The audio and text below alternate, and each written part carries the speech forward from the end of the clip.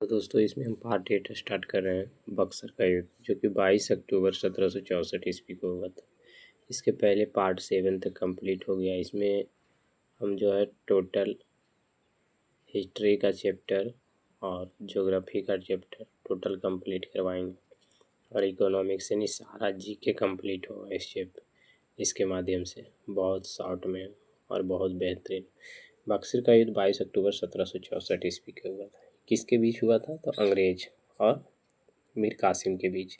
तो अंग्रेज के तरफ से जो था वो 5 से 7 हज़ार सैनिक थे, जबकि मीर कासिम जो कि अवध का नवाब कौन था? सुजाउद्दौला, मुगल शासक शाह आलम द्वितीय था, जबकि इसके पास 50,000 सैनिक था।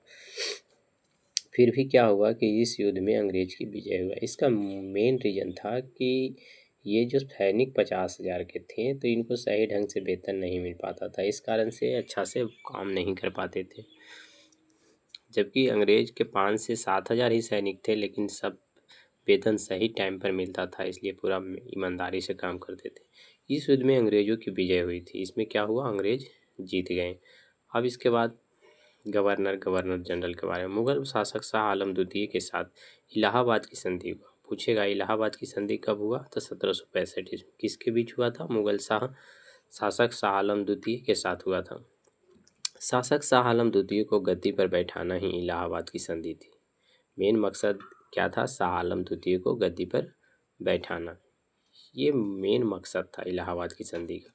कहता है ब्रिटिश ईस्ट इंडिया कंपनी को 26 लाख के बदले बंगाल, बिहार एवं उड़ीसा का दीवानी अधिकार मिला 1905 से लेकर 1911 तक।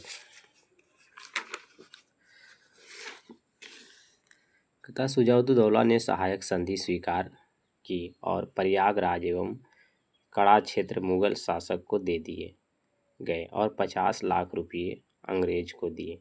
कहने का मतलब है कि अंग्रेज जो है मुगल को ही बना दिया, क्योंकि हमको लड़ाई झगड़ा से उतना मतलब नहीं है, हमको सिर्फ पैसा आना चाहिए। इसका मेन मकसद ये था और इससे ही हमारा देश धीरे धीरे कमज़ोर होता चला गया। गवर्नर जनरल एवं उसके कार्य। इसके बाद आता है रॉबर्ट क्लाइव, जिसका शासनकाल 1765 से लेकर 1767 ईस्वी तक था। रॉबर्ट क्लाइव का शासनकाल कब था? 1765 से लेकर 1767। बंगाल का पहला गवर्नर था। पूछेगा बंगाल का पहला गवर्नर कौन था? तो रॉबर्ट क्लाइव थे। पता रॉबर्ट क्लाइव ने बंगाल में द्वैत शासन शुरू किया। द्वैत शासन शुरू किसने किया था बंगाल में? तो रॉबर्ट क्लाइव ने।